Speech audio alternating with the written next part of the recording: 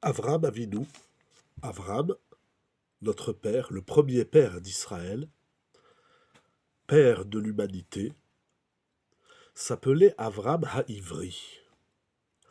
On a l'habitude de traduire Avraham l'hébreu. Mais le mot ivri, en hébreu, veut dire autre chose. Les sages dans le Midrash nous enseignent que ivri veut dire que Avram Avinu se trouvait de l'autre côté du monde. Le monde est d'un côté. On pourrait traduire ivri et vers un nahar, une rive.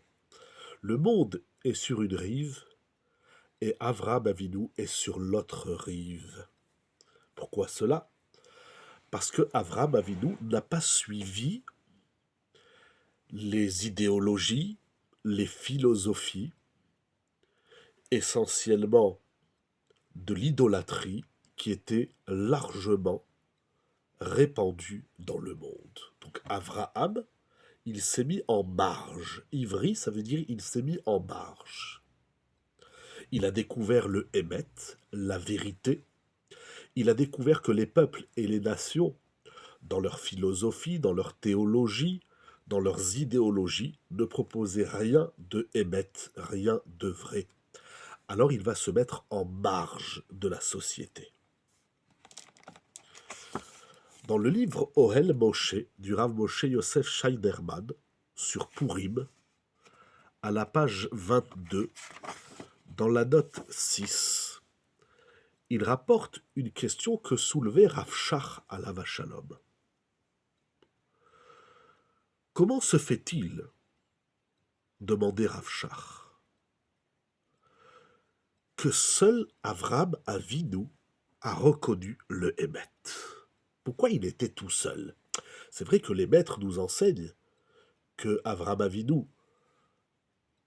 s'évertuait de répandre la foi d'un Dieu unique qui a créé le monde, qui gère le monde.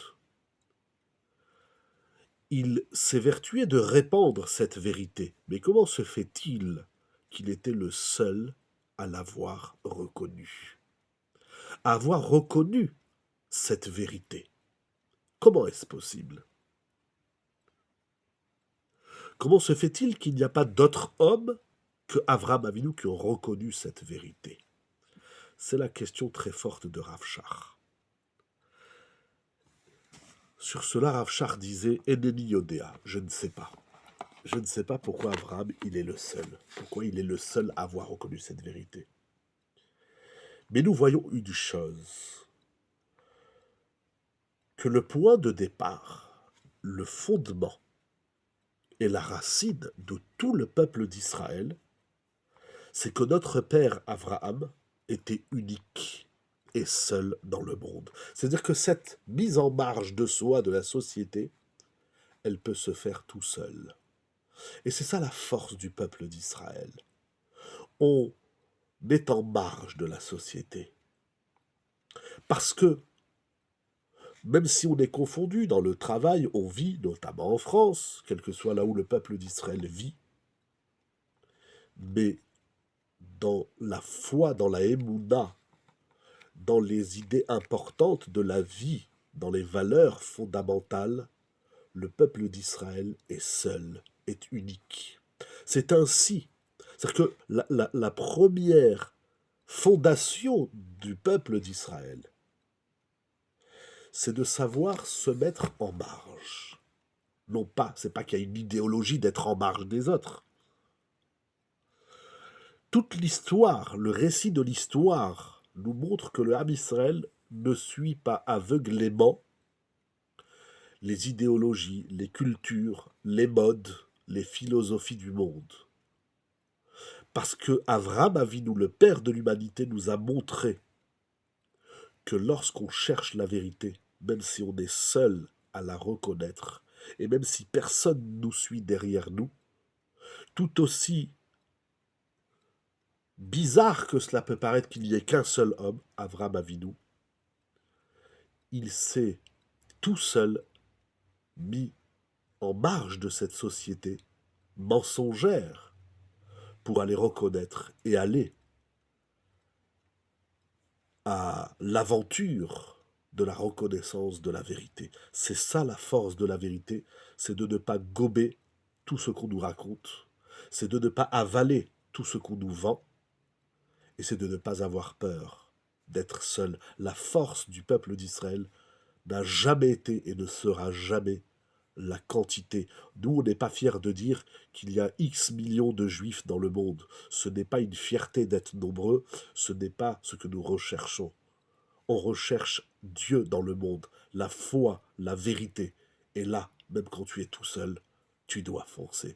C'est ainsi que le peuple d'Israël prend racine dans ses premiers pas de son histoire, la solitude de la recherche de la vérité. C'est tout simplement incroyable et c'est tellement différent de ce que le monde nous vend, de ce que le monde nous propose, cette recherche de la vérité à tout prix, en marge du monde entier, comme on le voit toujours dans l'histoire, et ne jamais avoir peur de cette solitude tout aussi incroyable qu'elle est. Pourquoi le monde ne voit pas la vérité aujourd'hui? C'est tellement éclatant depuis le Covid, les guerres, etc. C'est tellement... Cette vérité, elle éclate tellement aux yeux qu'on ne peut être que fidèle à la question de Rav Shach. Pourquoi personne ne reconnaît cette vérité? Mais peu importe, on n'a pas de réponse.